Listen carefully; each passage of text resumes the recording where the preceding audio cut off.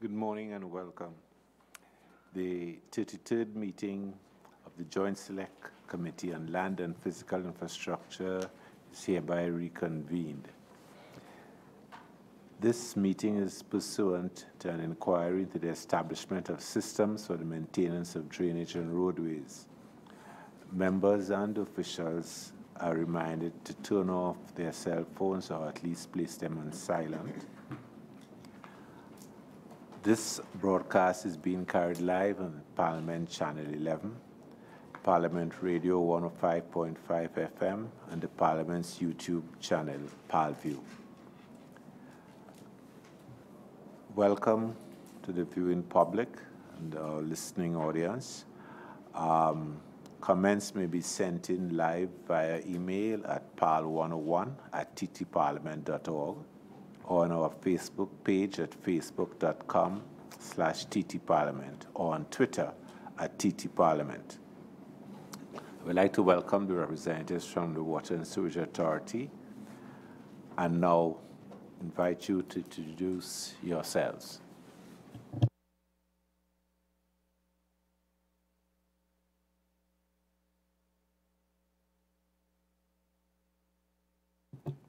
I apologize. Good morning, Chairman and members of the committee. My name is Romney Thomas. I am the Chairman of the Board of Commissioners of the Water and Sewage Authority. Good morning, Chairman and members of the committee and the listening public.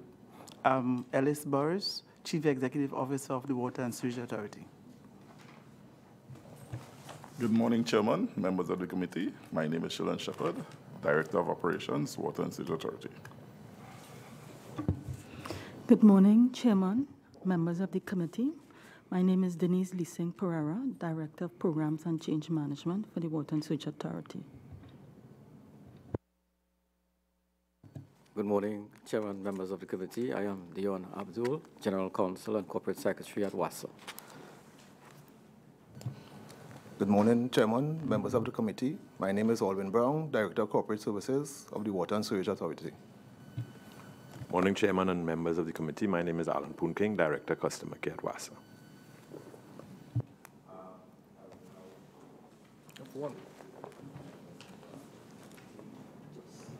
We have one more member of the committee, please, Chairman. Good morning, Chairman and members of the committee. My name is Rachel Wilkie, Director of Finance, Water and Sewage Authority. I'm Senator Stephen Crease, Chairman of this committee, and on my left. And good morning again, Nigel De Freitas, member. Good morning all, Glenda Jennings-Smith, member. And on my right. Morning, Rushton Parry, Vice Chairman.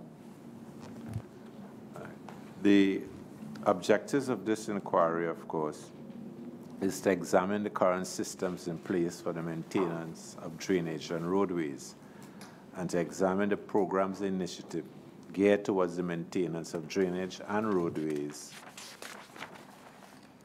in order to determine whether they are adequate and effective, and also to determine the challenges associated with the maintenance of drainage and roadways. I would now, of course, invite Mr. Romney Thomas to make some introductory remarks. Thank you, please. Thank you, Chairman. Once again, good morning, everyone, Chairman and members of the committee. It is my privilege to address you as we deliberate today upon the issue of the establishment of systems for the maintenance of drainage and roadways. Several important issues will undoubtedly be addressed as it pertains to Trinidad and Tobago's network of roadways and drainage systems. Of utmost importance is the Water and Sewage Authority's instrumental role and participation towards effective maintenance along all networks throughout Trinidad and Tobago. The Water and Sewage Authority is a statutory body charged with the responsibility of providing reliable, efficient, and equitable water and wastewater service to the citizens of Trinidad and Tobago.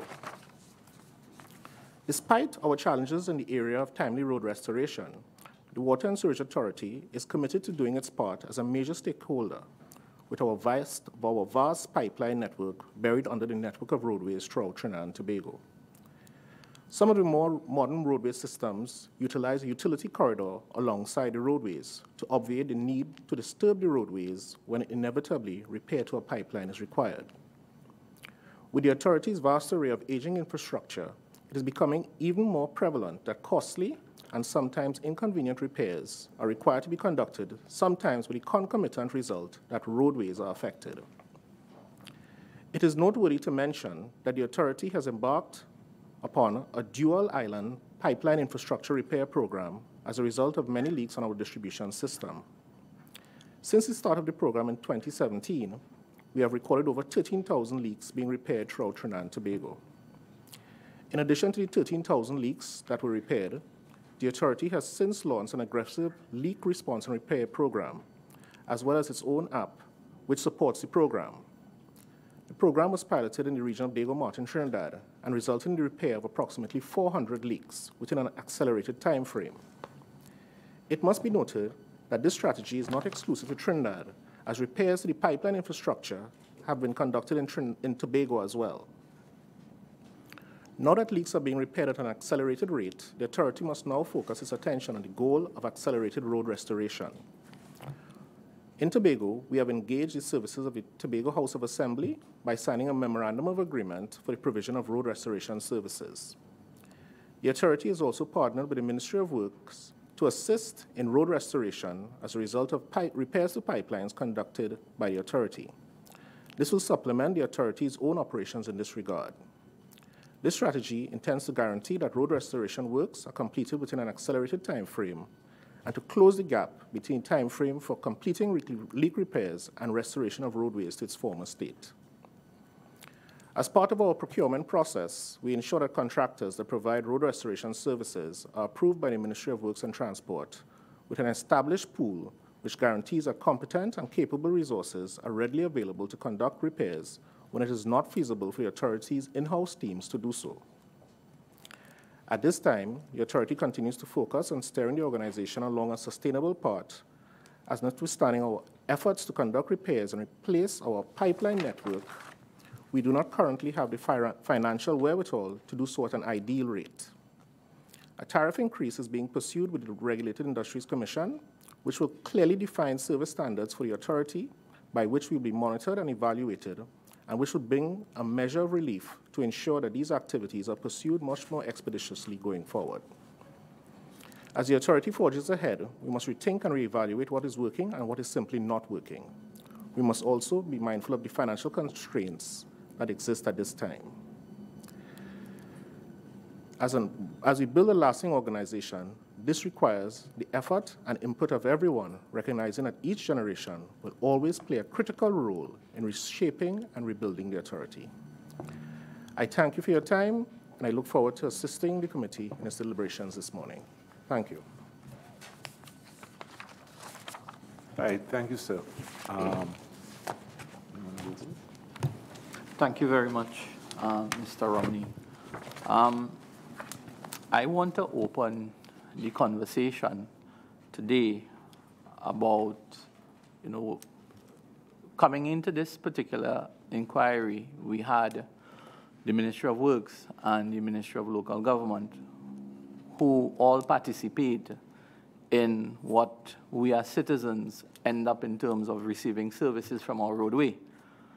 And while both ministries and their respective agents did accept a bit of blame for the conditions that exist, for one reason or the other, there was some inference that WASA has a big role to play as well in terms of what we as citizens endure on the roadways. In your questions where you responded to, you did deal with some of that. But I think to the viewing public and the listening audience today, the question really is, and I think to get it going, is WASA to blame for the conditions of the nature of specifically potholes and those trenches that cross our road? And if so, this has not been something that has occurred in the last year or two. This has been something as citizens of this country that we have been experiencing for probably the last 20 years or so, even more than that. What would account for that being, if I dare say, an MO of WASA, and perhaps what is your organization doing to take that image out of WASA and perhaps repair that image going forward as we move Trinidad and Tobago forward? And I guess we can take it from there. Thank you. Thank you, Member. It's a little difficult to respond because we don't have specific examples about what the member is speaking about. But what I can say is that, yes, WASA is partly responsible for some of the damage you would see to roadways. As I said in my opening remarks, because the pipeline network is sometimes constructed on the roadways, we have to disturb the roadways to actually conduct repairs to our aging infrastructure. But we're not exclusively to blame. There will be natural degradation of the roadways through, other agencies might have to perform works on the roadways for whatever reason. And I'm sure that the Ministry of Works will, they participate in repairing these damages to the roadway on a timely basis as much as their resources permit. But it's undeniable that we do contribute to some of the damage to the roadways. I can't say that we contribute exclusively, and I can't even put a percentage on it because it's very hard to nail it down like that without specific examples of what you're speaking about. Do you have, in terms of your data collection system, can you give this committee an idea of what currently today in 2018 your backlog for leaks and repairs to pieces of roads on our road network? Do you have an idea? Can you tell us what is the amount that's outstanding as of today? I can tell you that in terms of leaks, we have approximately around 2,000 leaks outstanding between Trinidad and Tobago. In terms of exactly how many roadway systems that have to be restored, I don't have that information. I don't know if anybody else has that information. Yes, Good morning. We have a backlog of 1,970 road restorations to do.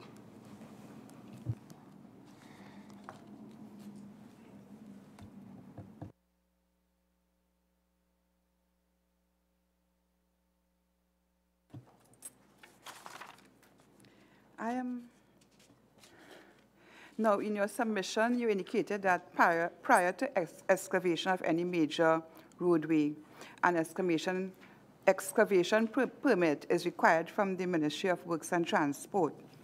Also, given that last answer that you have 1,970 road restoration as a backlog, I want to particularly ask you, seeing that WASA remains responsible for road restoration, I want to ask you if you are satisfied with the present arrangement with Ministry of Works and Transport, because I see here that procurement for roadworks has to be approved by the Ministry of Works and Transport, and correct me if I'm wrong.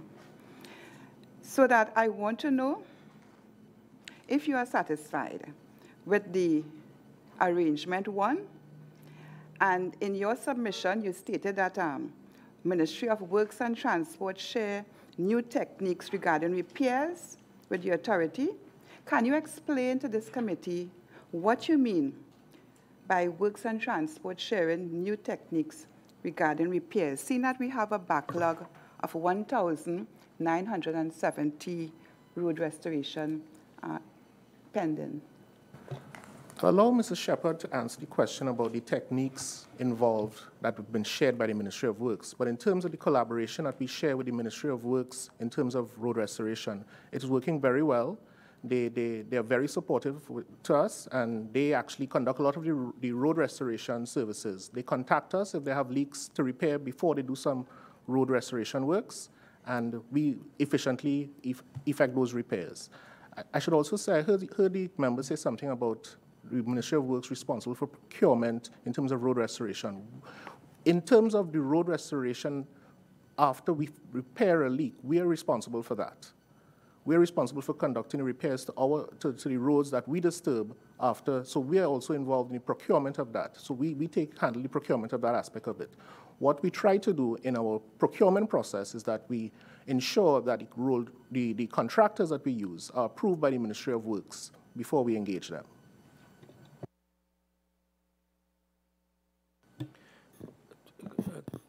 Good morning. Good morning, member. We are presently having a MOA signed. We have completed an MOA between Tobago House of Assembly and WASA for restorations in Tobago. I believe we also have one in Trinidad that we are doing right now that Mr. Abdul will be able to give you more information on, right? But presently, our road restoration processes, we have a standard operating procedure, which we did in conjunction with the Ministry of Works, right? For restorations, for any leak repair, after we repair the leaks, we have a standard operating procedure for it, which we can share with you all after this meeting.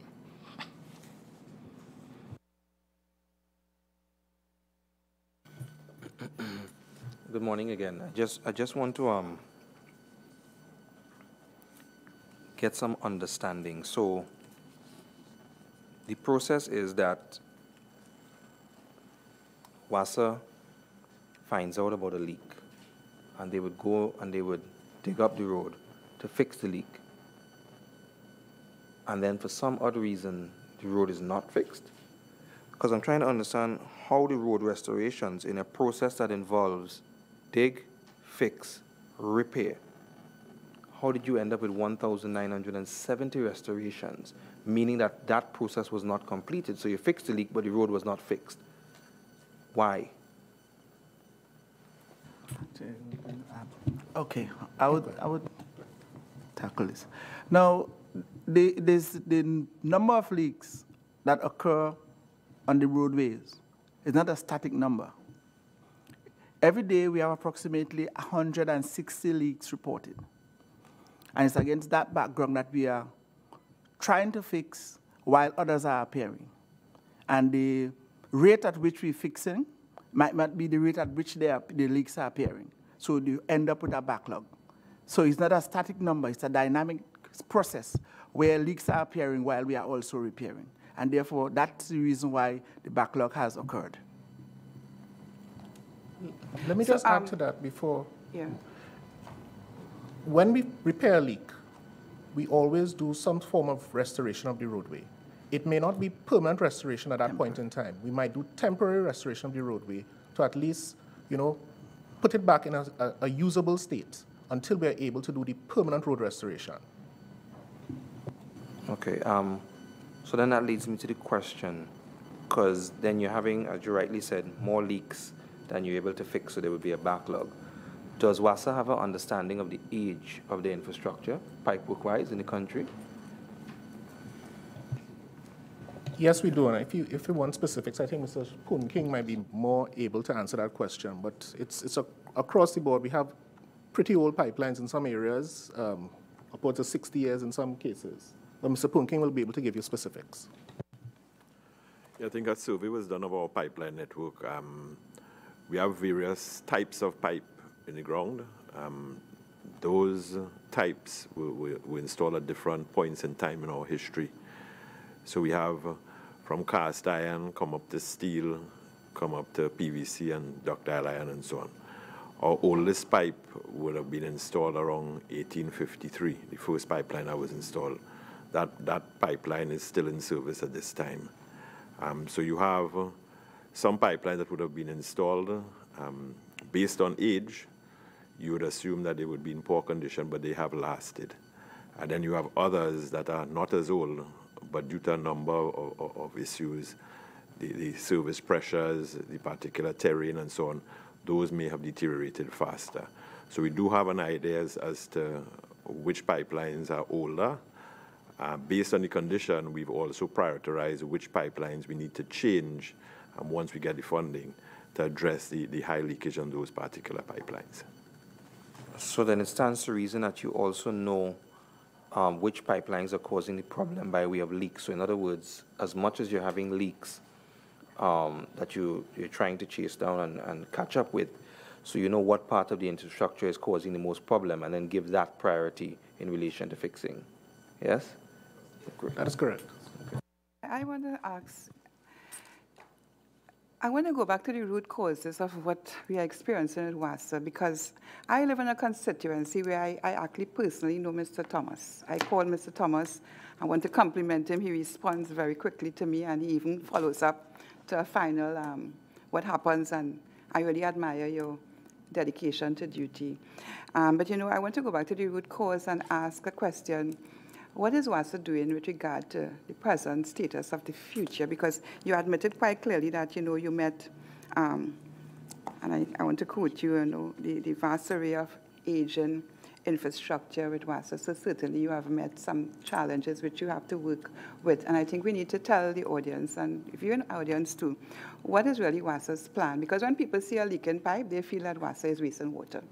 They don't think that, you know, a pipe is leaking under. The general thing I get from constituents is that, look at how much water wasting here, and I don't have water in my house. So therefore, I know that WASA has a general plan of action in going forward. So could we know what is your plan with regard to the root causes of what we are experiencing now, and what we can expect in the future from WASA? Probably I could start off the discussion by saying, I think Mr. Poonking put it very nicely when I think it got lost in some of what he was saying, but he did speak about funding. And with the aging infrastructure, if we had to replace the entire pipeline network throughout Trinidad and Tobago that deservedly needs replacing, it's a huge cost. And in our current state of affairs right now, I don't think we have the wherewithal to do that kind of wholesale replacement. So as soon as there's a standard we adhere to, as soon as we find that the pipeline is leaking, we're reporting too many leaks on that pipeline, we try to replace that pipeline. There's a cost with everything. But essentially, going forward, that is our plan. Our plan is to try and replace as much pipeline as we can, as our circumstances permit.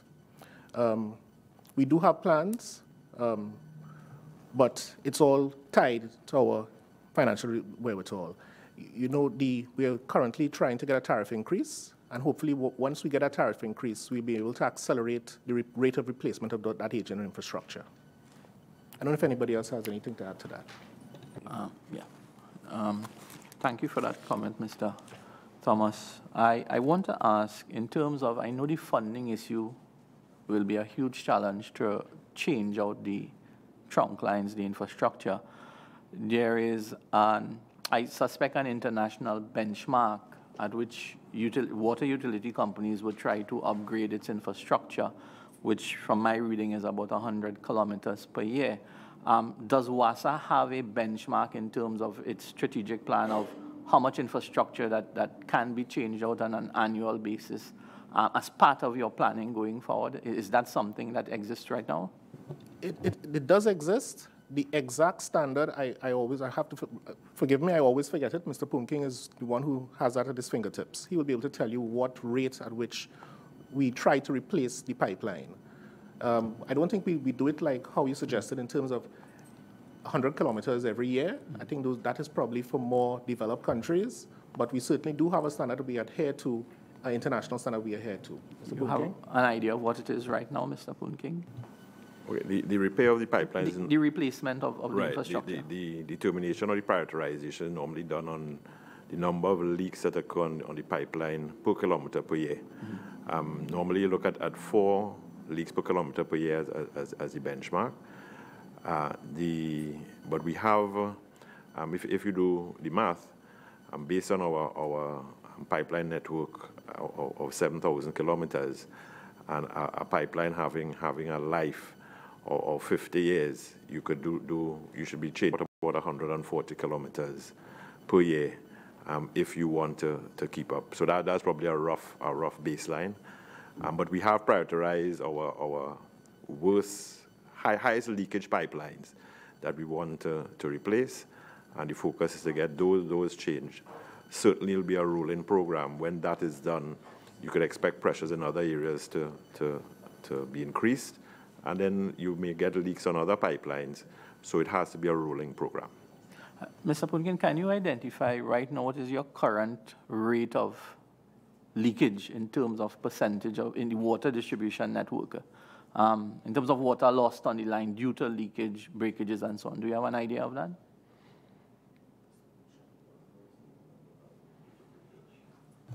Okay. In terms of unaccounted for water, in different parts of the country, you would get different levels. The figures that we've calculated is between 40 and 50% in general as being unaccounted for water. So that would be the figure that we have presently. And some of the initiatives, including the pipeline replacement, are geared towards reducing that figure. So if I hear correct, 50% of the water manufactured by WASA is wasted through leakages and broken pipelines? No, not through leakages only. Unaccounted for water will include leaks, but it will also include losses on the customer side. So given our situation where we have storage tanks on site, you'll have overflowing tanks. The usage of our customers, the usage patterns, the per capita usage in Trinidad is higher than in other areas. So the very way that we use water also impacts on that. Now, that being said, in terms of, I know WASA has been speaking to metering in terms of our domestic customers for quite some years. And I know there was a project planned at some point in time. Is that ongoing? Is that something still on the drawing board for domestic customers and metering that may address that issue that you now spoke of? It definitely is on the drawing board. It's something that we are actively pursuing. Obviously, funding is also going to be an issue in terms of, metering. There was a baseline study that was conducted sometime in end of 2016, if I remember correctly, by a Canadian company to assist us and see if it was feasible to do it in Trinidad and Tobago. Now, I'm a bit bothered in terms, I'm not sure if I'm understanding the 50% correct, because I know it's mixed between leak and wastages and storage in consumers' homes and so on. And I should add, it also involves illegal connections. Illegal connections. Yes, that's a big part of unaccounted for water. And the conversation that I expect that the nation would have is that, there is a rate increase that is working on, it's coming through the RIC. And the question is, what is WASA doing to address those issues as you have identified? Because we're going to ask citizens at some point in time to pay more money per cubic meter, I assume, for water, but knowing 50% of it, that obviously it's costing you to manufacture this water, but 50% is unaccounted for. How is WASA planning to address those issues in the short, medium, and perhaps the long term? I think the figure that Mr. Punking had quoted was actually 40 to 50%, okay? That being said, a big part of dealing with the question of unaccounted for water is demand management and controlling how customers' usage of that water. And that is where metering comes in. It's a vital component of demand management and addressing customer side losses. Put it this way, you have metering, you put metering in place. If somebody is having problems internal to their system, leakages internal to their system, people right now have a tendency to delay repairing that because you have a flat rate you're paying. You put in a meter. If you're losing water on your side, you have leaking faucets, you have your tank overflowing, you are going to be mindful of it. You're going to be more mindful of it because you're going to be paying for it, similar to the electricity system. You don't turn off your lights, you pay. So we wouldn't have that much. So that is one aspect of how we deal with that. In terms of illegal connections, we are actually putting together a plan right now to deal with the question of illegal connections. We've advertised and informed the public that illegal connection is an area that we're looking at because obviously it creates a burden on us when we don't know how much people are actually connected to our system, and customers who are paying legitimately are suffering because you have people along the network who are stealing water and reducing the pressure. So people at the end of the system and the extremities of the system are unable to receive the water that they ought to receive. So illegal connections are an aspect of it that we are actually currently and actively looking at right now. The reason why I raised that, and I mean it may be a little off the fact that we're looking at roads and network, But in your submission, I got the feeling that a lot of the impediment to WASA doing what it ought to be doing is funding. And there's an issue with payments and backlogs. And from what I've read also is that contractors are not being paid as well because of the lack of funding. And, you know, my question is, the fact that you have this large amount of backlog to pay contractors, because I understand that when you call WASA at times, from my own experiences, that either the contractor hasn't been paid and they can't come to fix the road, and because your service level agreement says that within 7 days of a leak being attended to, that process should have that road repaired within about 7 days. But I know in instances, and so too many citizens, for weeks, probably months at times, these gaping holes and these, you know, trenches on the road remain unattended.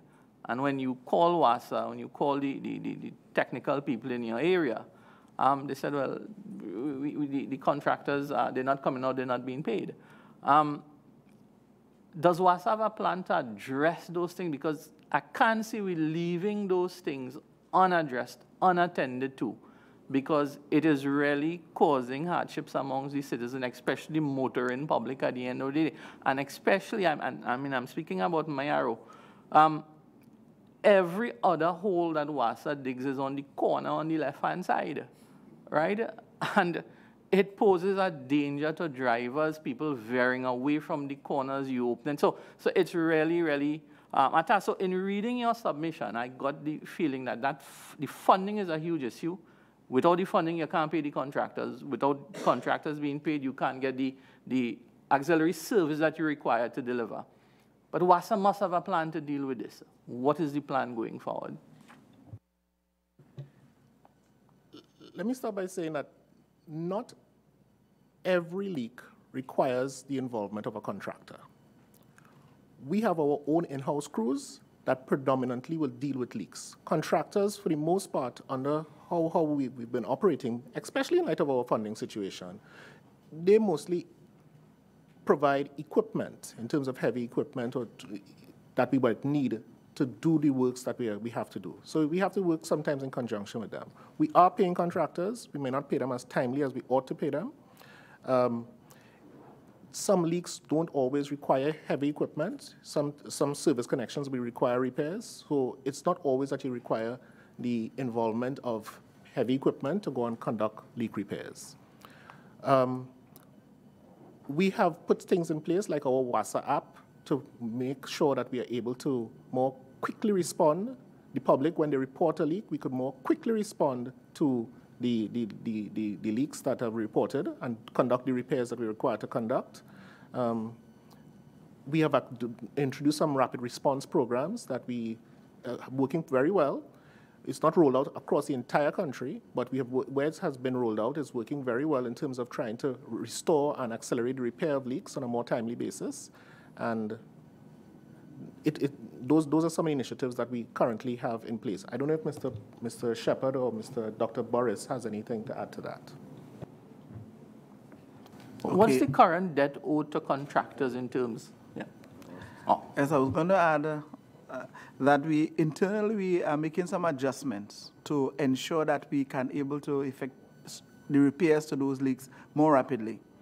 We had challenges with materials. We're planning now to purchase more in bulk to ensure that we have enough material, and with the bulk purchases, the prices will go down because we can able to negotiate prices better. So that is part of the plan, get enough material to ensure that we can address the leaks. We also are looking at the process with respect to the heavy equipment.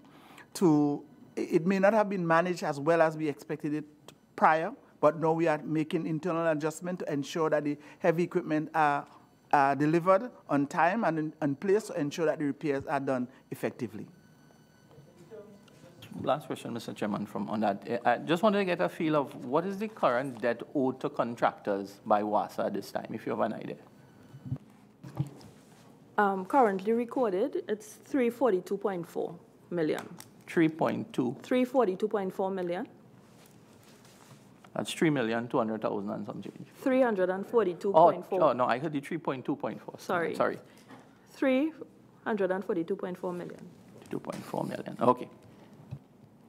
And just to follow up on that, is there a particular procedure by which you would decide, contractors, which are the priority ones to pay to effect the kind of push that we need to go forward, or how does that process work? Because I'm trying to get at, we know how much contractors, what's outstanding. Not all of them would be responsible for the road restoration support, but can we get some prioritization to those contractors when funding is released to get those people back out on the road to kind of ameliorate the problems we're having? First of all, it's a catch-22 situation, because road restoration, whilst it is important, it's not the only important aspect of our operations. Certainly, provision of chemicals to treat the water, security, rentals of vehicles, these are other aspects that are very important. So it's a tight balancing act, and we sometimes have to, exercise some discretion in terms of who we prioritize in terms of payment.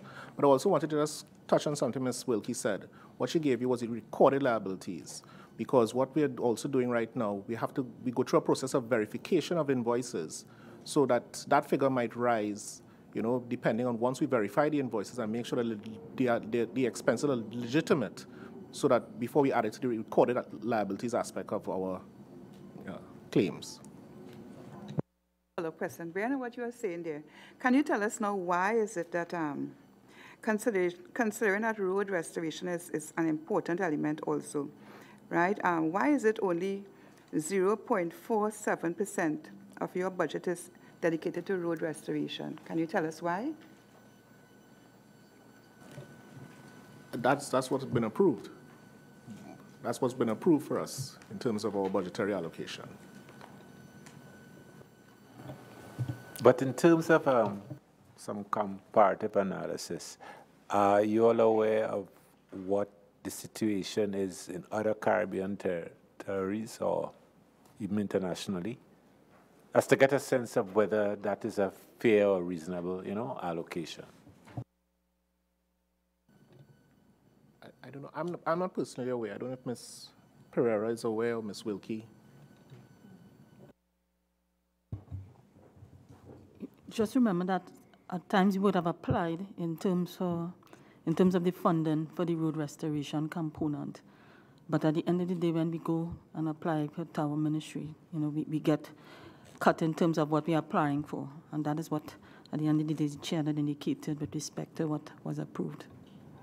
Let me make a further question. So therefore, if you know that is the type of budget allocation you all are getting, have you all shifted your priority to kind of to deal with what's the present scenario? Because if you are getting 0.4% for road restoration, then certainly it leads and it tends to put WASA in a position to look at what can we do to reduce leaks and dealing with situations before we have to get money to pay for road restoration. Does it not force you into a position where you have to rethink your whole strategic operation to dealing with leaks and stuff like that to avoid these things? For example, how do you liaise with county councils before they do roads in rural areas or road development areas?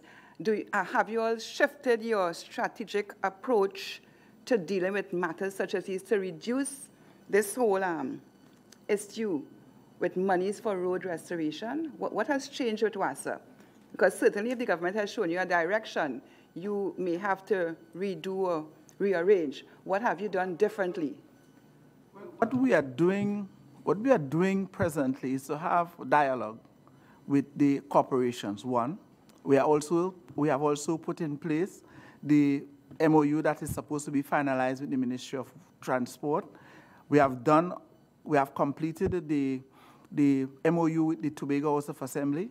So we are working with the corporations while we are also working with the ministry to ensure that the road restoration program that we're putting in place, we work together in sync or in collaboration to ensure we have it more effectively done.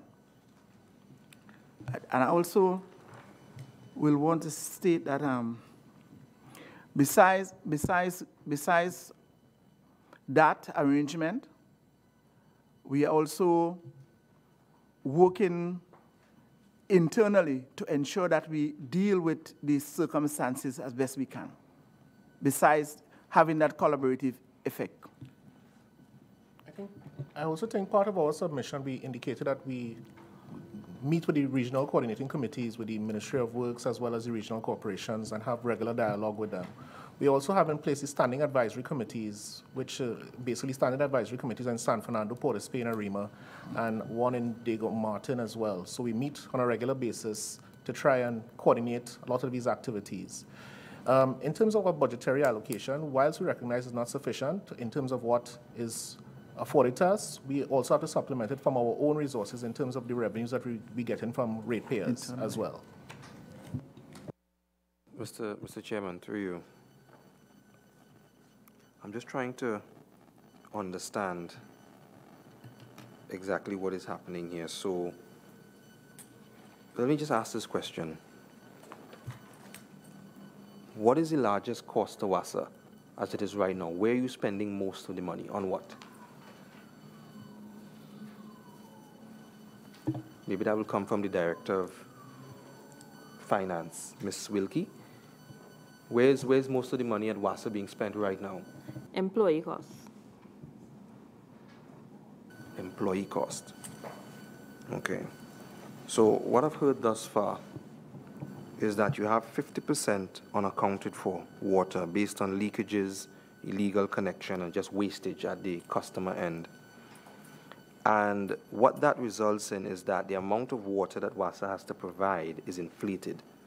So for example, you mean, just using this as an example, let's say you have to provide 10 gallons, as it is from WASA right now, to the country, but technically only 5 gallons is actually being reached or getting to where it needs to get. But you are seeing on your end that you need to provide 10 gallons because of the wastage, leakages, and the illegal connections. So it stands to reason, because there's a cost to that, if you have to provide 10 gallons, but the country is only getting 5. So therefore, your cost goes up, providing 10 gallons. So when I start to hear things like budgetary constraints or not enough funding, that's why I asked the question as to where right now the majority of the money is being spent. Because it would stand to reason that if you have a 50% unaccounted for in relation to water, that you want to spend most of your money on reducing the very thing that is causing you to have such a high demand. So programs that would educate the population in terms of wastage of water, programs, as you rightly indicated, that would reduce to zero as best as you can the illegal connections that you have, further programs that would help you reduce the cost in relation to leakages, so that the demand for your water goes down immediately, and then therefore the cost for you for providing water would go down, and therefore your revenue would go up, because, you know, that balancing act would work out in that manner. So what is the plan of WASA to rearrange how it spends its money to address the very thing that is causing you to not be able to provide water to the nation in a manner that is expected by the people of Trinidad and Tobago? I think you captured it very nicely. Actually, you've more or less and almost in itself answered the question, because a lot of those initiatives that you're speaking about are actually what we are looking at right now. Certainly, the leak reduction is what we spoke about in terms of the rapid response teams to try and address the amount of leaks we have. The WASA app to try and capture the information as quickly as possible. Obviously, we have the normal call center. You could report your leaks, via phone call or online or whatever the case may be. As we said before, we are addressing the question of illegal connections, and we're trying to reduce the amount of that in our operations, as well as we are seriously looking at the question of metering, which we feel is probably the best way to try and address the question of demand management and to try and reduce the consumption of water. Education, as you rightly pointed out, and education in school children, we have various competitions that are going on to educate school children, educate the public of the need to conserve water.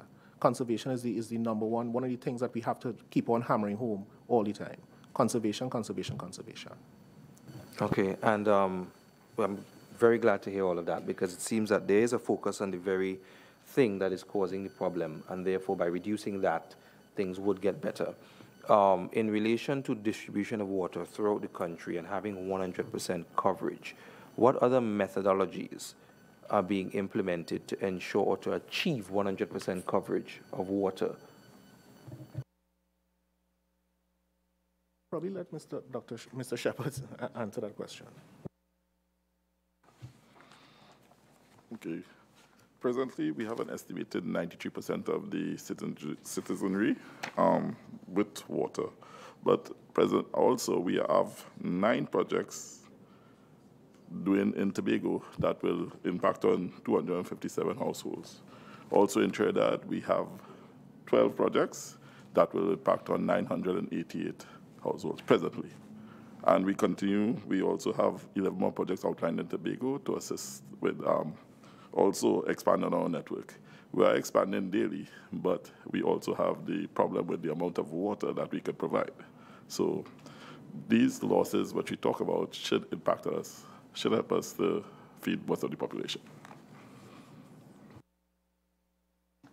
In your submission, you indicated that major thoroughfares are given priority within 24 hours to 72 hours. That is main roadways, right, or other areas where there's a health and safety concern. I want to know how long it takes to repair non-priority areas, such as communities under regional corporations.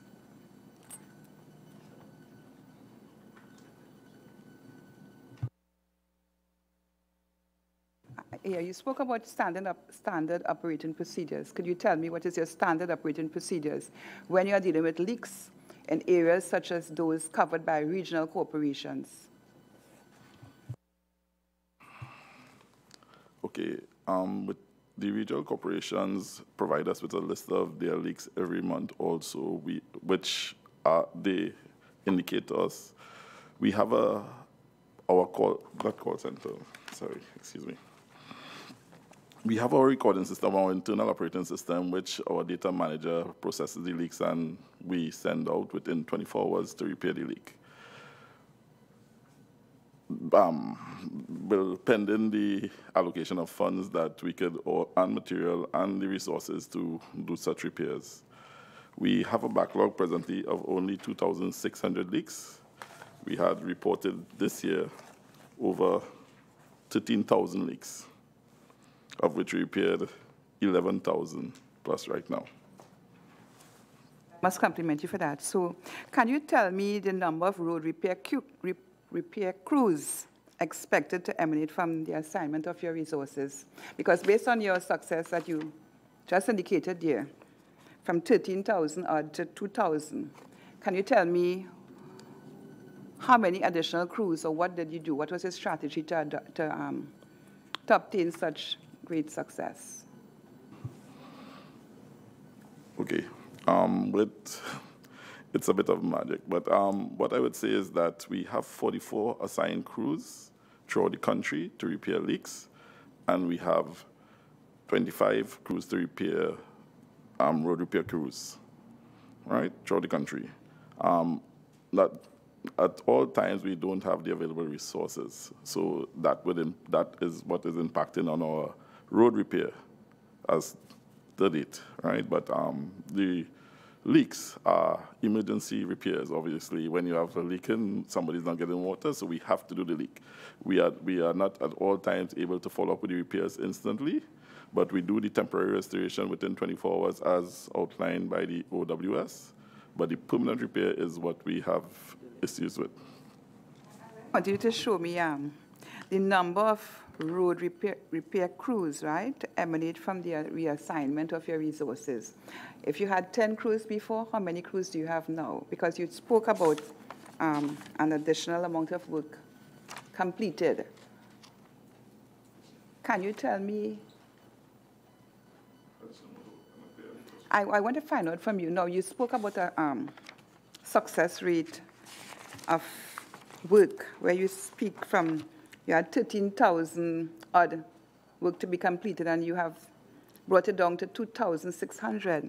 I want to know, did you have additional road repair crews road repair crews?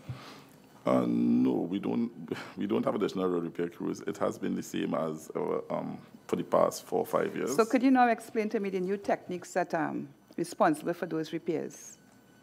Let me just add that I think Mr. Shepard, it slipped Mr. Shepard, but we introduced some night crews at a point in time as well. So that was able to help us reduce the amount of leaks as well in some areas.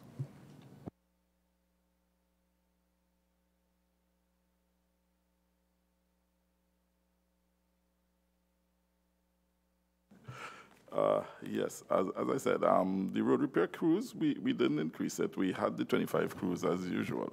Our problem is the aggregate to repair the roads. We purchase aggregate for about $16 million a year. And based on our limited resources, we sometimes are not able to keep up with the amount of repairs we have to do. Let me Yeah. May I add something to it? Well, for the probably the accelerated work here, we may have brought a mix of both contractors and also the in-house operation to make it into a hybrid to enable us to achieve the success that we have achieved. Mr. Chairman, as service organizations go, we are expected to deliver all the time. You know, the customer outside there, they really don't care about whatever challenges that we have. I mean, as an MP, as a businessman as well, with service organizations, we face that, and I understand that. Now, you have an operational level agreement that states to the taxpaying citizens that a leak develops today in the road, it's identified 3 days after. We are committing that based on the money that we have, we will fix that leak and we will patch back the road to a satisfactory condition within 7 days. My first question is, are you meeting those targets? And if not, what percentage are you meeting, and are you satisfied with that percentage?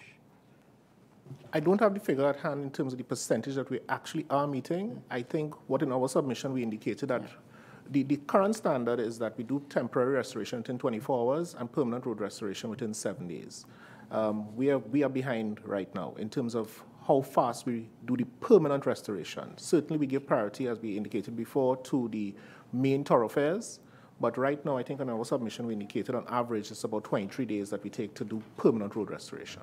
But that being said, the importance of having that data, I'm sure WASA must have that data to do proper planning, to do proper budgeting, to do proper, I mean, if I know on average, my historical data says I have to deal with 1,000 leaks per year, I must know what is the cost, the average cost per leak in terms of equipment, manpower, aggregate, and so on. And I find it hard to believe, because I'm hearing that, I mean, I may be misunderstanding what you all are saying, but I see some haphazardness in how this is being done. And to the man on the street, he sees a hole being repaired by WASA today, and 1 month after, that sink is still in the road. I mean, 1 month into 2 months, and more so. I have had issues. And you swear to God I work WASA as an MP because they call me. When I see sometimes these holes remaining weeks, I will take up the phone and I will call the Ministry of Works or even the regional corporation. Fellas, look, people calling me on my phone and cursing me for this pothole. Can you try and see if you can patch it for me, please? The guys wanting to service the MP, you know, to make sure we service the people in the area, they come and they patch it, and 2 days after, WASA comes and dig it up, back. Now, for whatever reason, somewhere in that system, it is not working, because there is nothing indicating where that piece of work has happened, that, listen, people, don't cover it. Give us 7 days or 10 days or 14 days, and then we'll come and finish it. But it remains outstanding. And it pains me to see that you bring state resources from another agency to patch it. And then I had one case for Easter that when works was here before this JSC, I begged to get 3 holes patched that would have impeded flood traffic on a busy thoroughfare in my arrow. And you know, the morning after, they send the people to fix it. By the evening, WASA come and take it back. And we were the laughing stock in my arrow there. No, so whatever is the reason, there may be the legitimate reason why it happened. But what I'm putting forward is that something in the procedure is not working. And it is glaring to the public, because that is the commentary that we keep getting, that why are these things not being attended to in a timely fashion, right? Because there must be some resolution there, because these holes cannot remain for 30 days. There is no way in the world that I have traveled, right, that I think 30 days for a pothole that is left unattended by whatever state agency remains for 30 days. There's no way as a citizen of this country that I would accept that. And what I'm saying is that constraints, financial and whatever, somehow you are running your organization. You ought to be telling the people with responsibility for budgets that, hey, our perception, the country perceives us in a certain way because of this. And all I'm saying, as service organizations, our customer perception is what sets the standard for us. And I don't think that you all are being seen in the right way based on the fact that you have these OLAs and so on that are not being kept for certain reasons. And I'm not hearing in any of the responses what is WASA planning to do in terms of their strategic vision, in terms of a conversation with the government of the day. What are you going to do to make sure we can come back into that 7 days, which to me is acceptable. Within 7 days, I think that is a fair time to wait. But anything about 23 days and 30 days, I don't feel that is acceptable, and I don't think the country will accept that either. Okay, I want to add, may I? Now, this situation may be an engineering situation. What has happened, probably, the fixtures were done by the annex organization, as you indicated, but maybe they have brought some equipment there might be too heavy, and the pipeline there is aged, and therefore you will see a leak reappear. And I could testify to that. That has happened on 10 Woodland in Valsine, where on Friday night gone, we had a call to fix 10 Valsine. The night we fixed 10 Valsine, at same night, little thereafter, after fixing 10 Valsine, at number 9 Valsine, line blocked again. So it gives the impression that WASA is not working. But some of the things are natural circumstances, the age of the pipe, maybe the circumstance that relate to the heavy equipment that might be used in the area has a direct effect on the pipeline itself.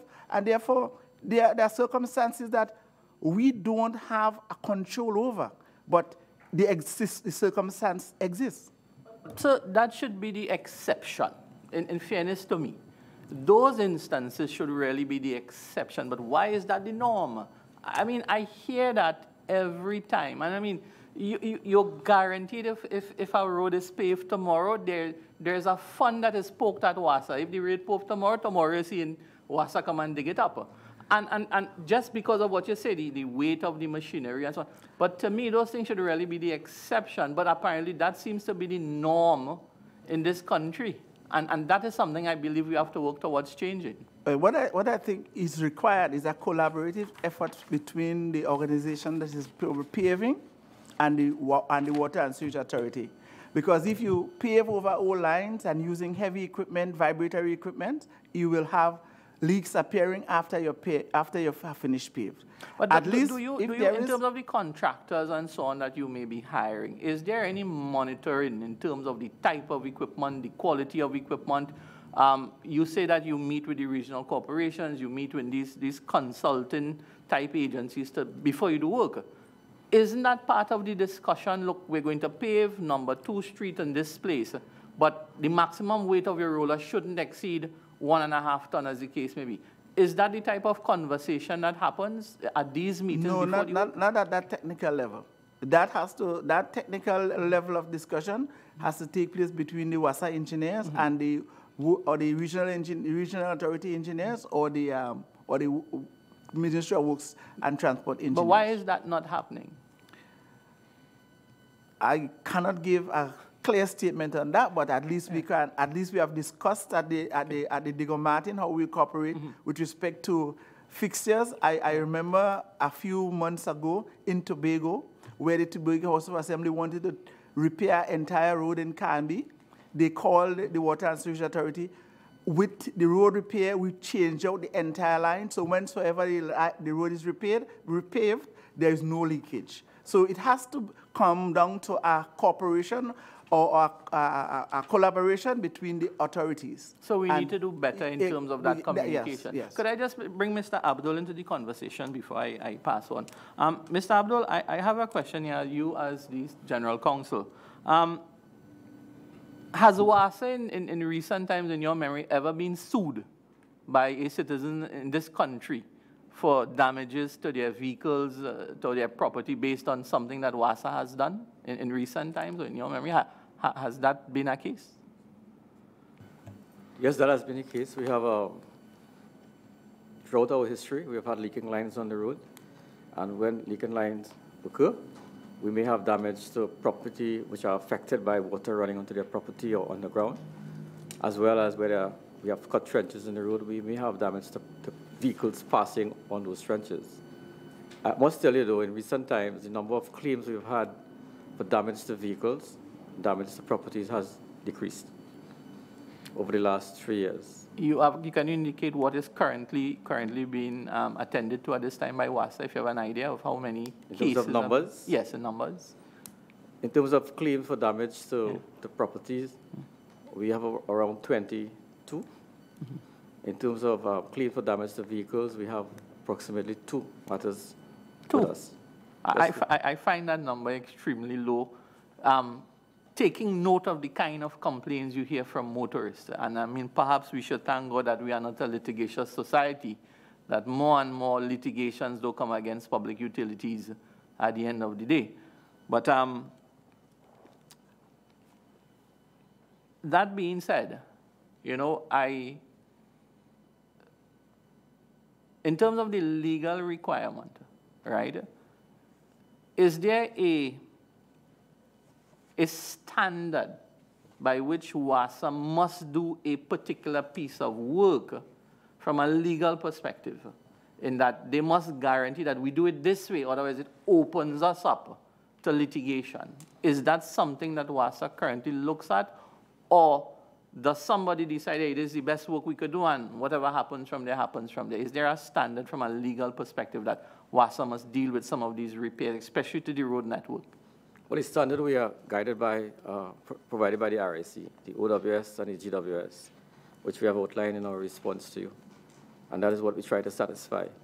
I must tell you, whenever we receive a complaint, motor vehicle damage to property, we immediately try to effect or get the party into discussion, because there's always the evidential burden. We have a number of people who make claims, and then some will fall by the wayside, and some will naturally come up to be dealt with. But to return to the issue of... Sorry, I just wanted to add that certainly the Ministry of Works, we adhere to some of their guidelines in terms of the road repair works that we do. We also, as I think Mr. Abdul indicated, that certainly we follow the RIC's OWS, which is the overall standards, and in terms of ensuring that our road repairs are done in an efficient and competent manner. Certainly, we also have quality assurance officers that will also oversee the works done by contractors to ensure that that work is done properly. Are you satisfied that quality assurance is working? Because by looking at our networks, you know, I am not seeing it happening. I mean, how is WASA guaranteeing the citizens of this country that the people we have given the responsibility to make sure when a contractor does a job, that it is done according to that standard? I drive through that Avocat piece of roadway there, and there's about 6 or 7 pieces of the roadway that WASA has been on it for the longest period of time trying to do some repairs. And, you know, how does WASA ensure that the people who are looking at quality assurance is really doing the best job that they can, because it doesn't seem to be happening in the real world. I do believe it could be a little bit more robust in terms of, the overall supervision of some of the work that is being done. But in terms of certainly the contractors, if we are hiring contractors to do any works, you certainly have to do it properly before you get paid. But are they penalized for shoddy work? Yeah, well, that's what I'm saying. Yeah. You have to do it properly, otherwise you won't get paid. Mm-hmm. That is the greatest sanction of all. And that's something that's in their contracts? It's certainly.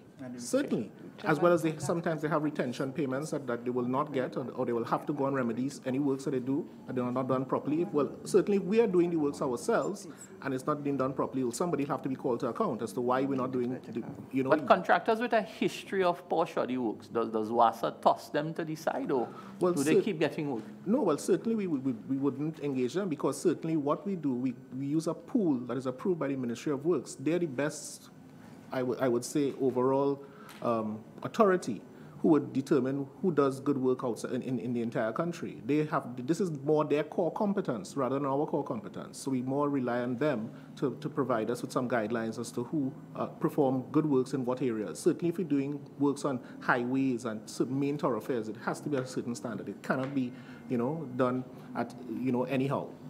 Mr. Chairman, I want to put my question to the chairman and the CEO, because I know that you all came into office not too long ago, and we all know as a country that WASA has been a nightmare. We have seen many things happen in WASA, fires and all kind of stuff happening there.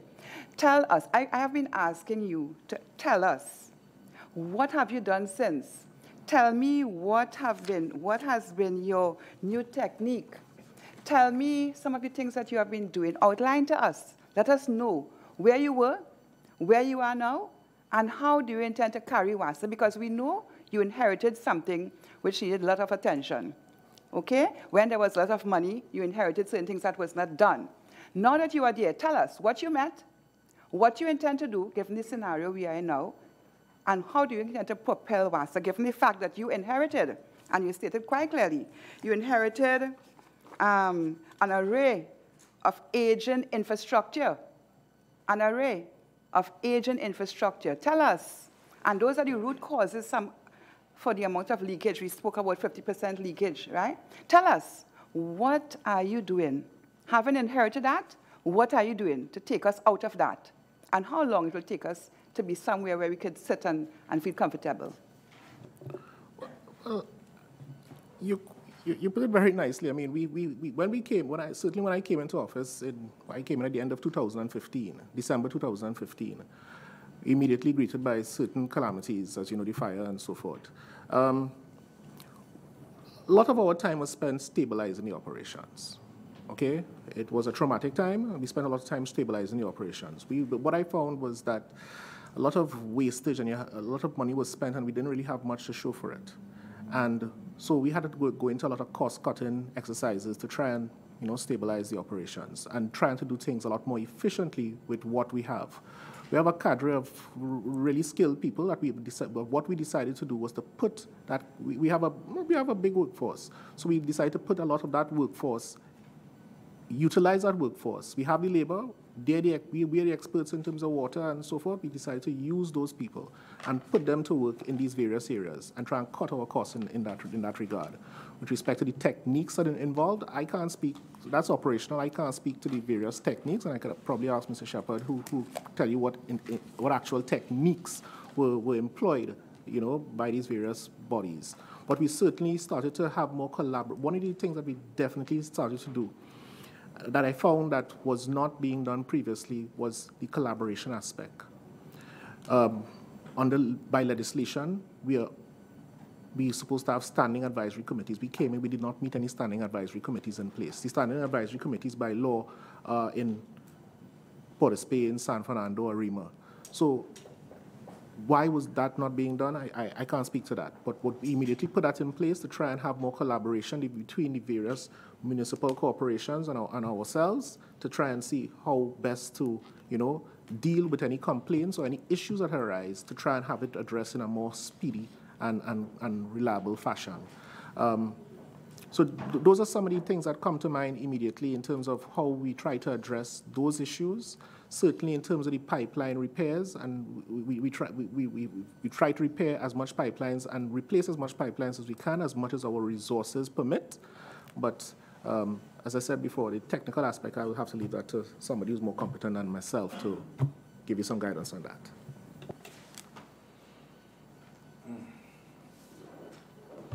Okay.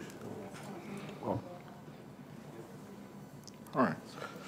With regards to the things that we have done, we have started internal continuous training, all right, to do repairs to roads. We have the standard operating procedures, as we have. I can show you, as I will share with you after, that we follow with regards to road repair and road pipeline repair, all right?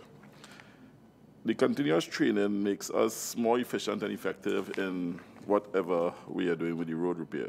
The road is and leak repair. All leak repair and road repair are done by WASA employees right now. None is done by contractors as such, right? We have the 7,000 meters of pipe in the ground, which the distribution system accounts for about two-thirds of that. In the two-thirds of that, we have pipelines to be changed that amounts to about 800 kilometers of pipe.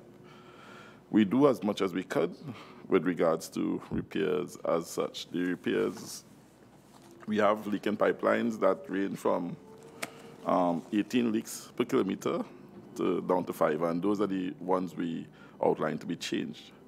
But as regards to tools and techniques, regards to anything we're doing internally, we move around a lot of the people, we redeploy staff, we repair our internal, we have very limited internal equipment, which we use also. Contractors on a daily basis remove themselves from the jobs because of not being paid. We reduce funds by trying our best not to incur as much overtime, so we redeploy those funds to addressing other parts of the system. You all attend monthly regional coordinated meetings with the regional corporations, and tell me, just tell me if you will attend these regular meetings. Yes, we do attend the regular meetings with the corporations and discuss the issues that are relevant to the advancement of the corporation in which we discuss. So can you tell us today that there's a plan in place where you know all of the corporation's development programs, road to be built, and things like that? Are you aware of their plans ahead? And is it in sync with what you have also in terms of laying your pipeline? They have not rolled out to us that information at those meetings. They mainly deal with some of the operational issues, with like the road repairs, the leaks, etc. But they have not really given us a rollout plan as to on the way forward with their progress. But is it standard that they would give you that at a point in time, so you would know, along with the Ministry of Works and Transport, so you would know what are the plans ahead in terms of road building in particular? Well, if at least we could collaborate on that also, but that at present, we are kind of firefighting the challenges that we are facing with respect to repairs and road repairs and leak repairs. Those are the things that we are dealing with at this juncture. So to avoid firefighting, have you signaled to them that in an effort to avoid firefighting, it will be necessary that you have that collaboration? Yes, well, at least at Diego Martin, the meeting with Diego Martin here recently, we discussed that the commissioner, Ms. Worrell, discussed that we should at least try our best to bring some level of order to the situation, wherein we should have a plan set out with the corporation to ensure that the water delivery process is at a very high point. So we started, and we'll probably continue with the other corporations. Thank you, Mr. Chairman. I always wonder where we are at in terms of the data that we have for these institutions and the use of technology to address some of the problems that we have. So I've listened to Member Paré speak to the road paving network and upgrade network by the Ministry of Works and Transport, and the fact that some of the devices that they use may damage some of the pipes or cause leaks. And we also heard from you all earlier on today in relation to the knowledge and the data you have with the infrastructure that WASA has in terms of distribution of water. Let me get to the point.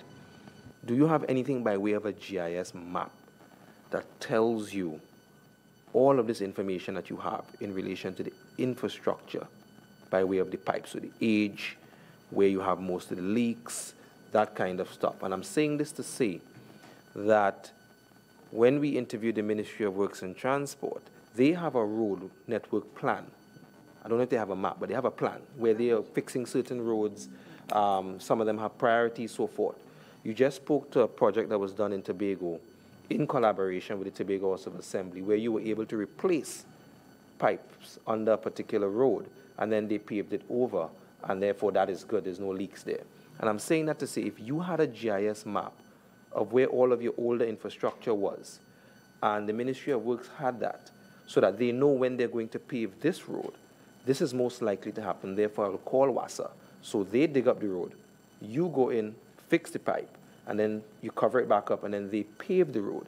It reduces your cost by way of having to dig, replace pipe, cover, and then fix the road. So you work in tandem to, one, reduce the cost, but it's better able to manage the infrastructure as you move forward, because you'll be able to fix pipe works as they are fixing the roads, and you work together. Do you all have anything like that by way of technology, or looking to something like that moving forward to help you in the future?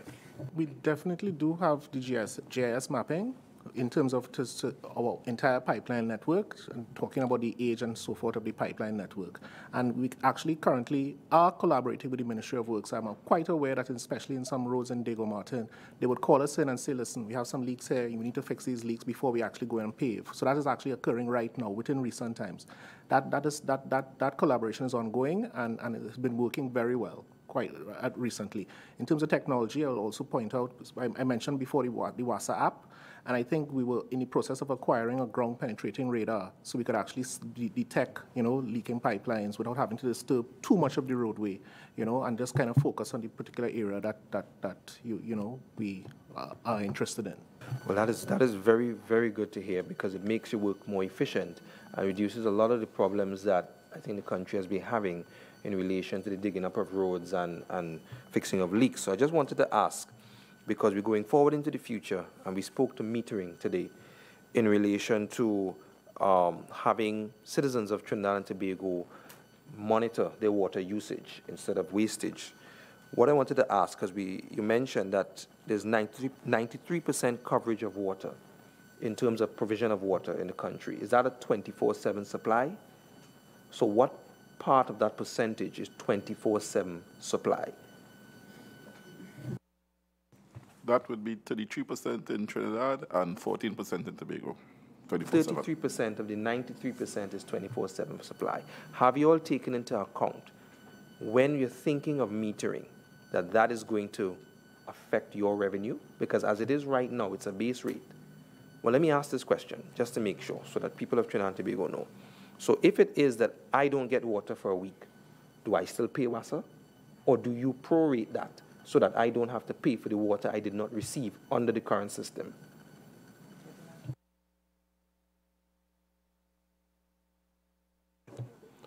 Okay, with respect to the current system that we have for water delivery, as Mr. Shepherd indicated, we have a large part of the population gets a scheduled supply. In instances where the supply is not as regular as it should be, what we ask customers to do is to make representation to WASA, identify the particulars, area, what is your perception of the water supply. We assess, and based on that assessment, we would communicate with the customer with respect to the level of service and adjustment of rate for the particular period over which we think that there was a shortfall. Right, and I say that to say, because once you put in a meter, you do realize your revenue is going to go down, because you now have a meter that says, well, they haven't gotten water for a week, therefore you can't charge them.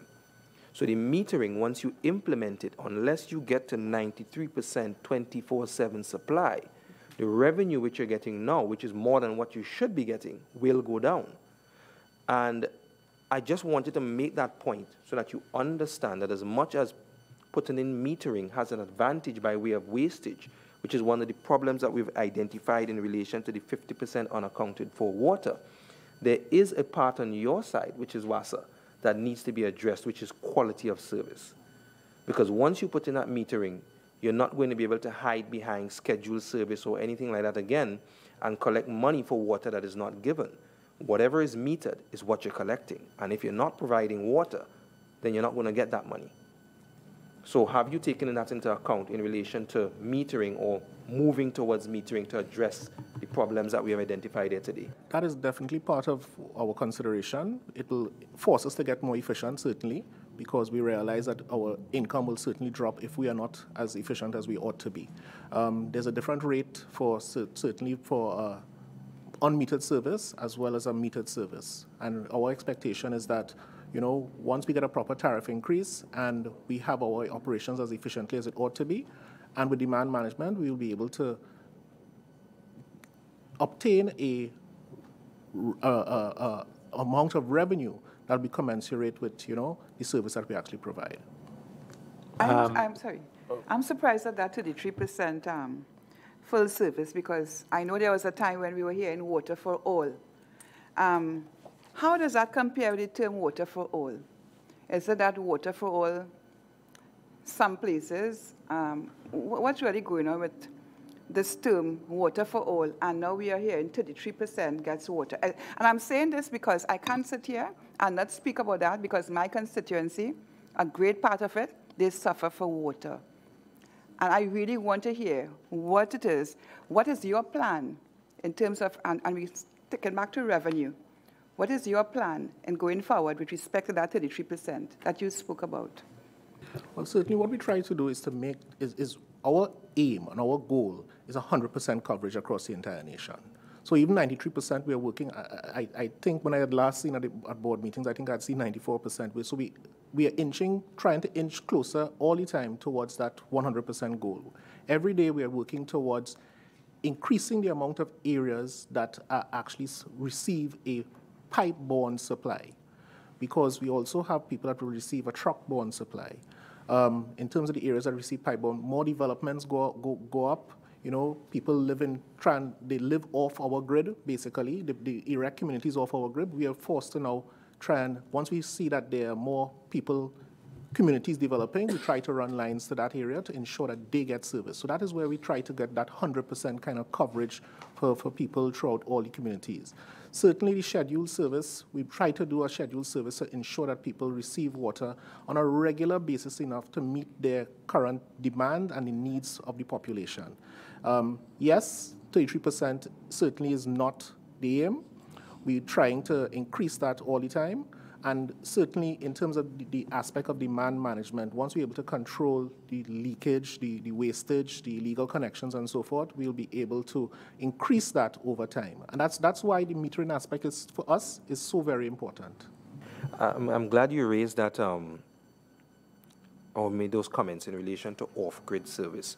So when you speak to scheduled service, is that because certain communities are not close enough to a source of water? So the way I understand it, that WASA provides water is we either take it from the rivers or we take it from aquifers or wells, and then we run pipes to the various communities and households. So if a community is nowhere near any of those access points to water, then you schedule water by way of truck-borne water, yes? Truck-borne water is not necessarily, that's not how you actually schedule it. Truck-borne is really to supplement when we're not able to provide a regular supply as we ought to provide. So and it's not the ideal way, because certainly it's a more expensive way of delivering water to people. But what we've noticed a lot of is that, you know, a lot of developments are going on in areas that are far removed from our water sources and where we might have boosters and so forth. So as you get to the extremities of the system, that is where you're going to have some challenges in terms of being able to provide a regular supply, because people, you know, it's science. as you're closer to the main water source, the pressures will be higher. You'll be able to get, and you know, in Trinidad and Tobago, everybody has a tank. Everybody has a couple tanks in the yard. So as you're closer to that water source, you're closer to the booster systems, you would find that those things have to fill up first before those at the end of the system have to actually now get water. So, and that, which is why it's so important to deal with the questions of illegal connections and so forth, because we are under the impression that this is the amount of people that we are servicing. And you have a lot of people taking things off before they actually reach the extremities of the system, so that's where we have a problem. So we have to schedule it because we realize that sometimes there's a demand in a particular area, very populous areas, and we want to be able to give people as 24/7, but you know, we sometimes have 25/4, 25/5, and so forth. Okay, but we need to return to our main point of deliberation, which is to determine the challenges associated with the maintenance of drainage and roadways. And WASA is before us really on the issue of their role in maintenance of roadways, where they have, of course, to disrupt the roadways, and what is their capability in terms of effecting timely restoration. And in that regard, I want to bring Mr. King back into the picture. Early on, you were speaking in terms of the benchmark, in terms of, you know, per kilometer. What is the likely impact if we were able to maintain the standard in that regard in terms of the costs that would accrue to WASA if we were to keep that standard going? Well, I indicated that the priorities we have set would be based on the pipelines with higher leaks. If you go to 4 leaks per kilometer per year, certainly that number would go up. I don't have the figure offhand as to what the cost would be. We could work it out. But it would be significantly more based on the number of leaks on particular pipelines. We have changed out some pipelines in the past, and we've seen a significant reduction in the losses along those particular routes. But in terms of the cost, I don't have it offhand. It could be provided though. Why I raise that, because it would seem to me that that has a direct impact on the incidence of disruptions, you know, of burst mains and so on. And therefore, to the extent to which that isn't being aggressively pursued, the maintenance of the ideal standard, then the whole accounting system that follows at WASA is really not realistic, in the sense that so long as these aged pipelines, aged mains remain in the system, then the consequences for road disruption, the likelihood of road disruption is going to be high. And at some point in time, a decision has to be made. Listen, we have to stop playing catch up. We have to get it right and work backwards from there. Can I just add to what Mr. Poonking said? I mean, over the years, I mean, when we spoke about in terms of the 4 bursts per kilometer per year, we do have in terms of the historical information, in terms of what pipes that we need to change. And we have developed, in terms of a program, in terms of changing them out. We have it in terms of a 5-year to a 10-year program. And when we look at it, it's totaling almost approximately 157 kilometers that we are looking to change out. Pipelines ranging between 4 inches to 36 inches. And overall, total, it's almost approximately like about $934 million if we're looking to change out the old infrastructure pipes that we're talking about here. Wouldn't you agree with me that we should sit down and decide, okay, that's the amount that needs to be done, and whether we're going to do it over a 1-year, 2-year, up to an 8-year period for that matter? Because so long as that is not being pursued, the disruptions in the roadway will continue unabated. And therefore, it would seem to me that, you know, virtually spinning top in mud. We do have the program divided every year in terms of what pipes which we would like to get done, right, based on the priority in terms of the, improving the service to the customers. But it's just in terms of the constraint, in terms of getting the funding to get all those pipes done in any particular year. So every year we do have, in terms of what we would like to get done, we have it divided from, for the next 10 years, because we recognize, you cannot get everything done immediately, and also with regards to the disruption on the roads also. But it's just, we are constrained mainly by to get the funds to do all the works. Would you say then that the current rates being charged, given that program you've just identified as a reasonable timeline for upgrading the existing pipe infrastructure, that the current rate being charged is 10%, 50%, 75% below a desirable rate level that would allow you to effect the changes in infrastructure? I would say the current rate is actually way below in terms of what is required. 10%, 20%? It might be 100%, as much as 100%. Let me add to that the rate is more reflective of a percentage of our operational costs. That what the chairman is referring to is now capital expenditure, and even with a rate increase, we're not going to see too much. That is not going to offset too much the capital expenditure costs that we're going to be facing. We're going to still be heavily reliant on government to assist us in that regard. But operationally, what we hope is that when we get a tariff increase, it's going to reduce reliance on the Treasury in terms of the operational aspect of our operational aspect, and bring us closer to meeting that cost that we have to face. The other thing that came at me during the discussions earlier was the question of the material costs for road restoration. Has any consideration been given to having your own plant in terms of aggregate, cement, that sort of stuff?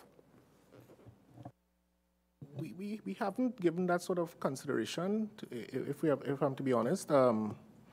It is something we will certainly look at now that the committee has raised that, but we're more reliant on the people who are the experts in that area. Remember, road restoration is, even though it's a significant part of our operations, it's not our core competence. Our core competence is really to provide water and wastewater services. So to branch off into that aspect of it, it's certainly something we'll look at, but it wasn't something that was under consideration. I just want to ask Ms. Wilkie a question. A follow-up in terms of the debt that is owed to WASA. You identified the $324 million in terms of what the private sector owes to WASA. Do you have an idea of what is the state in terms of its water usage to WASA this time? If you can identify what is the value of the outstanding amounts owed to WASA by state agencies? Just a correction, it's 342.4. Thank and you. I think, Mr. Punking, you may be able to... The figure is around $56 million, I believe, but I could get the exact figure and communicate that to you. But I believe it's around $56 million. 56 million outstanding to WASA. Correct, from the by state agencies. correct. Okay. Yeah, may I answer, Mr. Chair?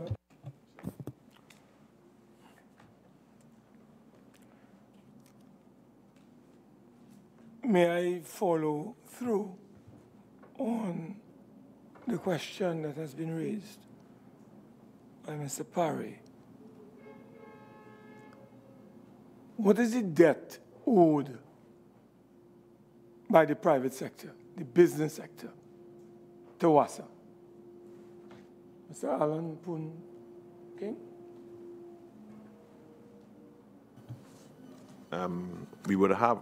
We would have the by our customers. So we have commercial, industrial, and so on. Let's get the figure.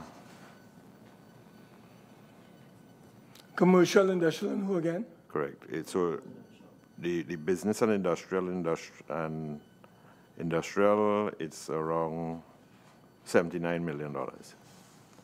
That is commercial and industrial? Correct. And what about other private sector organizations?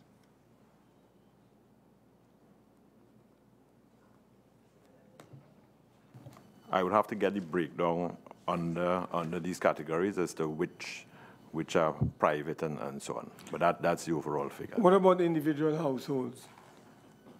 Individual household is around $469 million.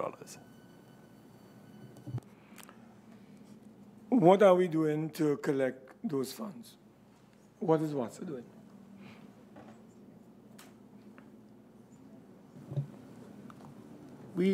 Sometime last year, one of the things that we embarked upon when we advised the public is that we'll be aggressively looking at the sale of properties to try and recover our funds. WASA is probably the only public utility that is empowered under the Rates and Recovery of Charges Act to actually sell properties to recover outstanding rates. It's not something that we want to do lightly. We have advertised properties. As far as I'm aware, there's one property that we are currently before the auctioneer that will soon be advertised for sale. Most of the times when we tell people about it and we publish it in the papers, people come in and they try to make some sort of arrangements to try and liquidate the arrears. That's one aspect of it. We start by, obviously we have the avenue of taking people to court to try and recover outstanding amounts. We also, certainly start by disconnections, and that normally helps, incentivize people to try and come in to pay their rates. But those are the statutory remedies that allow us to try and recover some of these rates. But it's something that we are looking at very closely because we as an authority, we're not satisfied with the level of indebtedness to the authority, especially bearing in mind our financial circumstances at this time. Mr. Chairman, through you, can WASA provide this committee with a breakdown, a detailed breakdown in writing of all of those entities, commercial, industrial, governmental, as well as households, that would owe or that are owing close to, from what I'm seeing here, over, could be in the vicinity of $600 million and above to WASA. Could you provide those pieces of information in writing? Could you also inform us?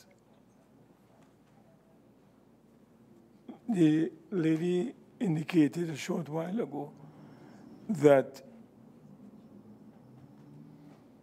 there's an absence of funding, and the chairman asked whether an increase in rates would assist you, and the chairman responded that that could only assist in operational matters. Capital expenditures out. The population is a bit confused as to the link, and maybe you can help clear the minds of the public. Is there a link between the recently passed legislation on property tax and the automatic increase in water rates once that take effect, given the rental value basis that is used to determine the rate of property taxes? Mr. Chairman or CEO, is there a link between both? And once the property tax takes effect, would there be an automatic increase in water rates to households, commercial, industrial, and other private sector users? Could you advise us on that? Our rates go up to a certain maximum amount under the present regime, as approved by the Regulated Industries Commission. As it currently stands, the higher your property is assessed, however, you go into a higher rate that you would have to pay, but it's up to a certain maximum in any event, which I think right now is about $304 a quarter for residential customers. So you can't go higher than that. But if your property is at a higher value, certainly you pay a higher rate up to that maximum as it currently stands. So there will be an increase from what you're saying, but up to a maximum, as you're saying. Only if your property is assessed at a higher rate will your property be your level of your rate would it increase. But as I said before, it goes up to a certain maximum. Only if your property is assessed at a higher rate.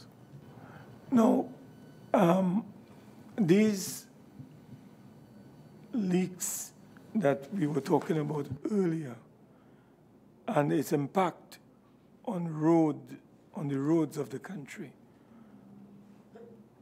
We were told that there are some 24, Mr. Abdul? 20? 22. 22. Could you again provide this committee with a detailed breakdown of who are these 22 people involved, where are they located, and what is the value of the claims that are being made against WASA?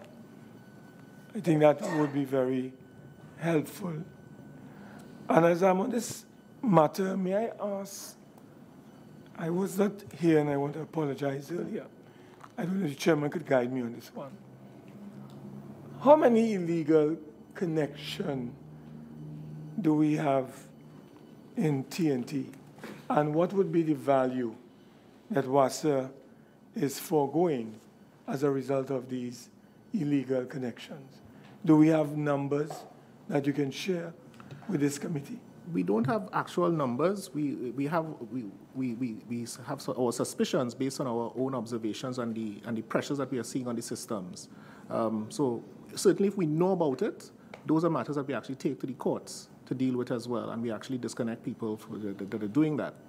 But we don't have an exact figure. We just have basically estimates as to what the figure might be. But we don't have exact figures to share with the committee.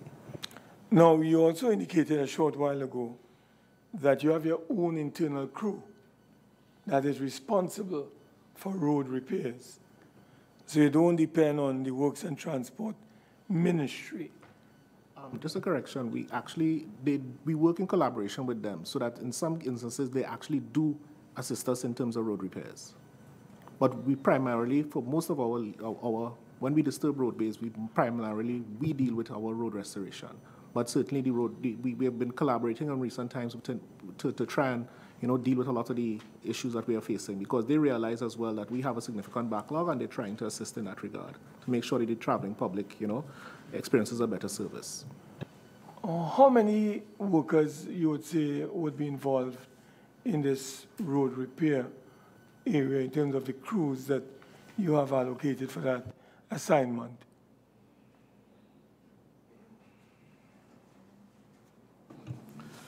We have about 250 workers that deal with road repair. About 250. And you said that you have a collaborative arrangement with the Ministry of Works and Transport. Yes, we do. The training that is required, would the Works and Transport Ministry be involved in the training of these workers so that we can be assured that when they are conducting repairs, the quality is going to be durable? Yes, we do have that. We also have a standard operating procedure which we developed with the Ministry of Works and Transport to ensure that the quality of road repair is at standard. And would you share with us how many successful road repairs exercises would WASA have conducted in the last, let's say, 2 years, and the value of same? I don't have those figures with me at this moment, but I will get it to you after the meeting. Yeah. Now, there is something that you have described in your submission as a road drainage authority, a land drainage authority. In your submission, you made reference to a notice of objection which prohibits the authority from proceeding with works.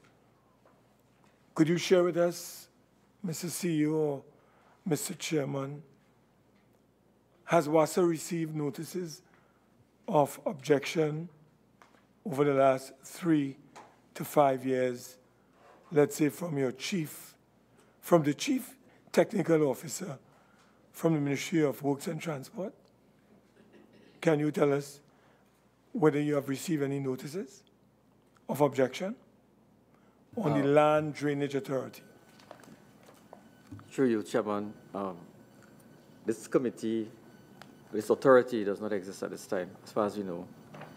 What we have put here in our response is our response to the question that was asked.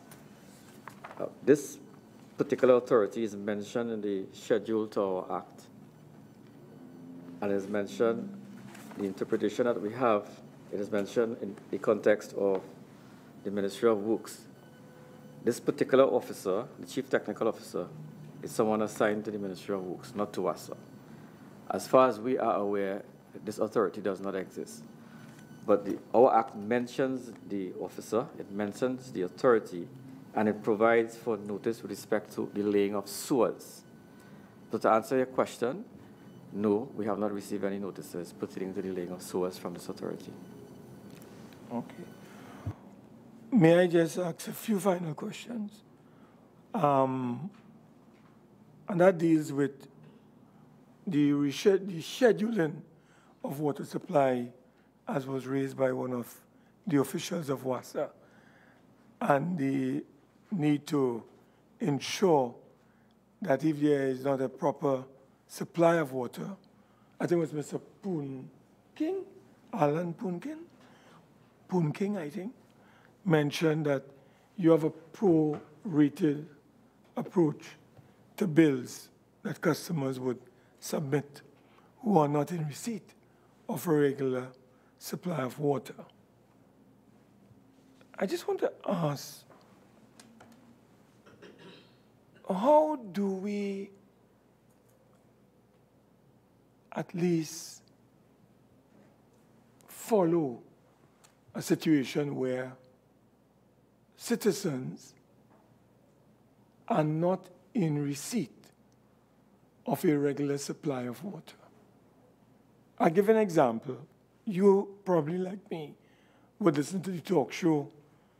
You meet people, they bring to your attention their plight. For example, I only heard today that in Mount Lambert, citizens in HDC apartments have been without water for 2 months. Not 2 days, not 2 weeks, but 2 months. And I also learned that the people in the Belmont community have been without water for 5, and today is 6 consecutive days. Just as how we have a road repair crew that will go and deal with leakages and repairs of roads, what mechanism exists at WASA to deal with this crisis where people do not have a regular supply of water? And what is even more egregious and offensive is that water, truck-borne water supply, is not made available to these citizens on an emergency basis. So they suffer for days and weeks without water. Can you explain what action WASA normally would take to address these limitations in the system? Okay, well, I'm not aware that Mount Lambert hasn't in the HCC community in Mount Lambert, they haven't had water for 2 months. I'll leave that to the Director of Operations to answer, but I know about the situation in Belmont. But that situation, as far as I am aware, was only a situation that occurred yesterday because a motor on the Lady Young booster facility had burnt. And that motor probably has already been reinstalled today. So that was only a one-day gap in terms of provision of water supply to that area. But in any event, we don't neglect our community if we are unable to provide water for that period at all. What is normally done and what has been done in this particular instance is that we have actually provided truck-borne supply to that area. So that area has not at all been without water for that period of time that is being suggested at all. This situation has been was brought to our attention by the councillor for the area, and we immediately, well, we would have known that the motor had burnt, and we actually had that up to last night. The motor was taken out and has been reinstalled this morning. I'm so aware of it because I actually saw communication coming in from the councillor for the area concerning this particular issue in Belmont. So it's not correct to say that the area has been without water. They have had, there was a temporary interruption in the supply in that area, and it has been restored. And during the period of time, there was truck-borne that was supplied to the area and to anybody who made a request for truck-borne water. So are you advising this committee, through the chair, that as we speak at this time, and as of yesterday, there has been a regular supply of water in the taps of the residents of Belmont? And you are also saying, Mr. Chairman, that for the last 6 days, there has been no water shortages in that community? Is that what you're telling us? As I indicated before, there was an interruption in supply yesterday. As far as I'm aware, that has been repaired, or if it has not been repaired, because the estimated time for repair was this morning, it should have been back in by 11 o'clock this morning while we were sitting down here, so I haven't really gotten an update, but it should have been, the motor should have been reinstalled, and service should have been, pipe-borne service should have been restored to that community. And just, and if there are interruptions in terms of the water supply, on the pipe-borne side, it is supplemented by truck-borne water supply to anybody who's making a request for it. And just to reiterate, there's no charge for that service, at least once coming from the Water and Sewage Authority. Could you advise the public how that is done in terms of when you are seeking a truck-borne water supply? How is it normally done? You call WASA, what happens? Well, one, we recently implemented the WASA app. I think you could make a request for a truck-borne service on a WASA on the app that on your phone, either Android phones or your Apple phones. You could actually make a request for water. There's a number you could call in at our call center. You could make a request for water. I think, correct me if I'm wrong, it's 800 WASA? 804 water. 804 water. Okay, so you could actually, for H2O, sorry. And you could actually make a request for water on that line. Right. I allowed that line of question because I think the public, the listeners, would be glad to know how they could access water when there's trouble. But the focus of this inquiry is on the question of the potential for disruption of the roadways and drainage systems, because that is what the substantive inquiry is about, and that is why WASA is before us. WASA's core service is not really part of the main meat of this inquiry. So to return to questions which focus on WASA's role in terms of possible disruptions of our road systems and our drainage systems. Mr. Chair, does WASA have any challenges in terms of the current procedure for assessing permits for construction of control channels or to lay sewers which will interfere with water courses or works under the control of the Chief Technical Officer at the Ministry of Works and Transport?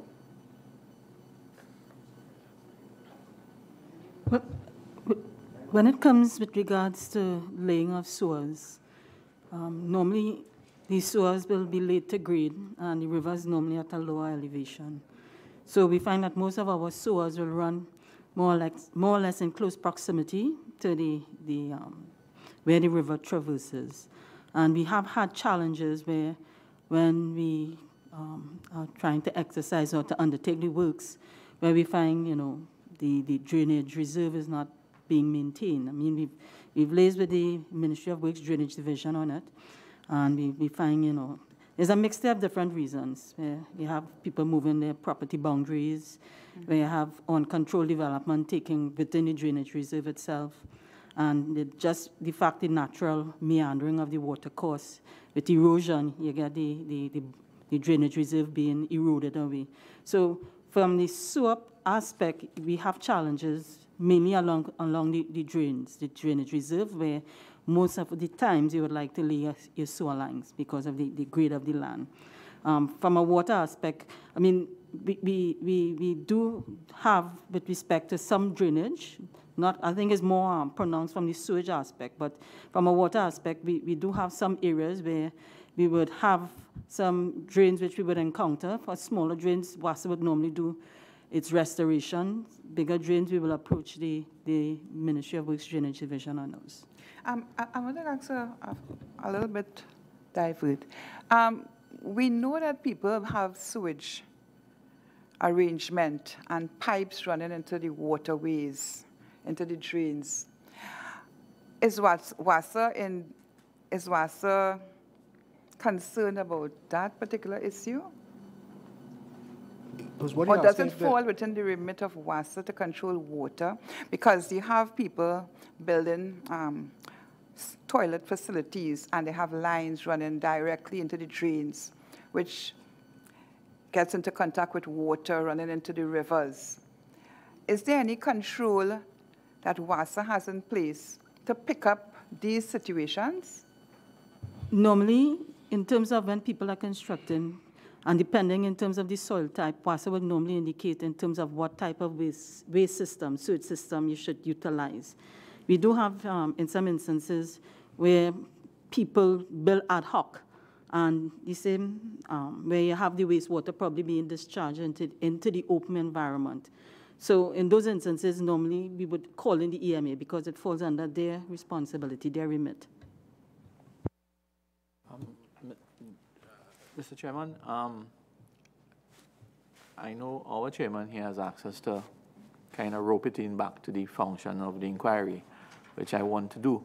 I am really interested to find out, and I come back to this response time to deal with the repairs.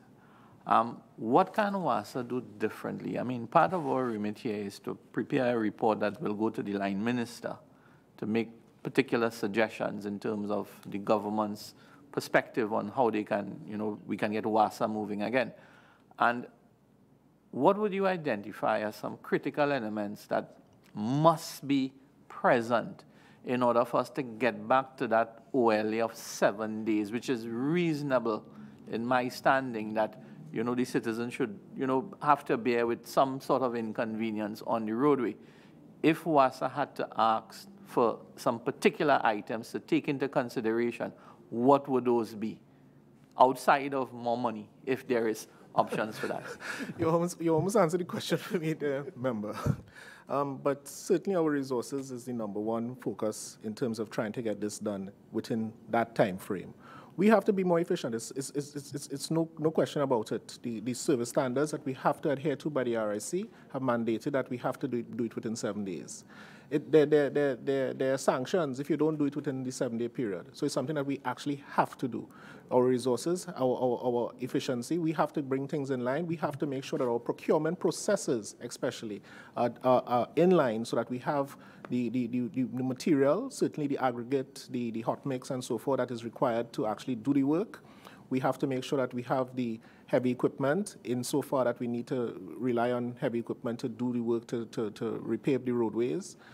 We actually have some equipment in-house, and we have to make sure that equipment is readily available, and we might have to actually procure some more equipment of our own to actually make sure that we are in a position to address these issues in a more timely fashion, because certainly the sanctions are not something that we would want to bear on our already limited resources. So those are some of the things that we simply have to do it. 7 days is the standard. We would like to do it in a much faster time period than that. But certainly, it is an area that we are actively looking at. Okay, and just to close my comment, I just want to let you know that the team that I interface with in the Mayor constituency, I must tell you that they are very professional and they're very responsive when any requests are made in terms of loss of service, damages, and so on. I just want to make sure that that goes on record, that you have a very competent team, especially in the coordination team that is up in Mayor, and I thank them for that most sincerely. Thank you very much, Member. We'll pass on the comments as well to the team. As a closing question, are there, because this is obviously the Parliament building that we're in, is there any need for any type of parliamentary interventions? I know there's a reference to the Drainage Authority and its non-existence. Are there any other areas like that that you would like to comment to our attention? Immediately coming to mind, I think the area of some of the fines that are provided for within the legislation for the illegal connections might need to be bolstered. I think it's not prohibitory enough. That is an area that we would certainly want to look at. For undischarged, for uncontrolled discharge into the water courses or anything like that, probably some fines for that as well. But certainly legislatively, I think the area of fines is some of the areas that we would certainly suggest looking at. Certainly in terms of breaches of the water hose restrictions as well. That's an area we would probably look at as well for increased fines as well. I'm just reminded about illegal water trucking.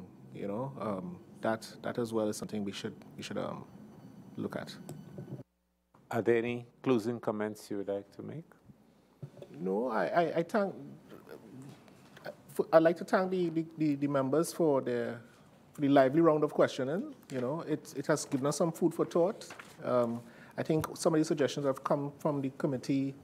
It certainly reflects some of what the feedback from the public, I'm sure, to the various members of the committee.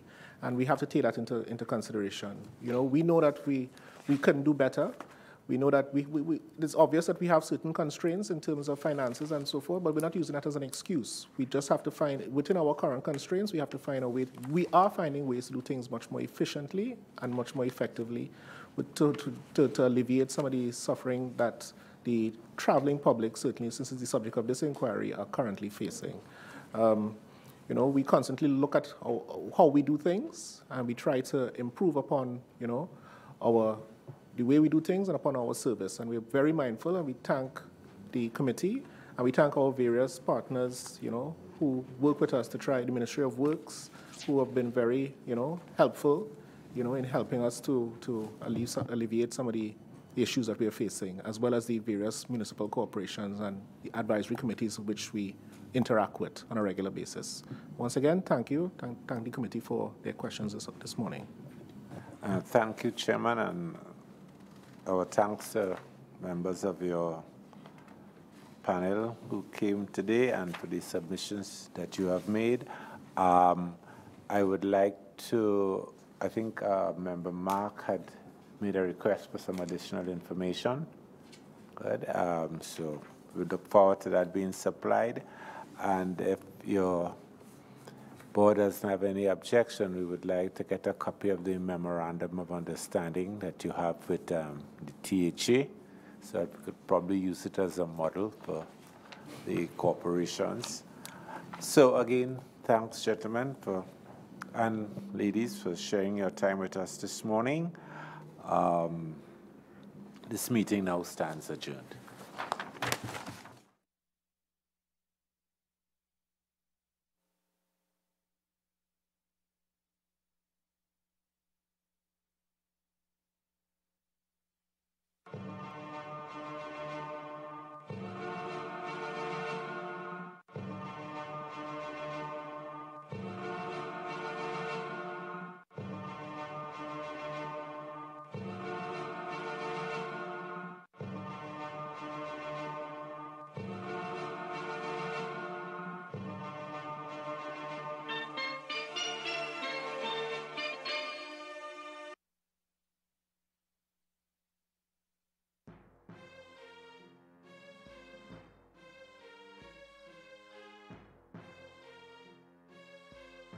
viewing the Parliament Channel 11, also broadcasting on 105.5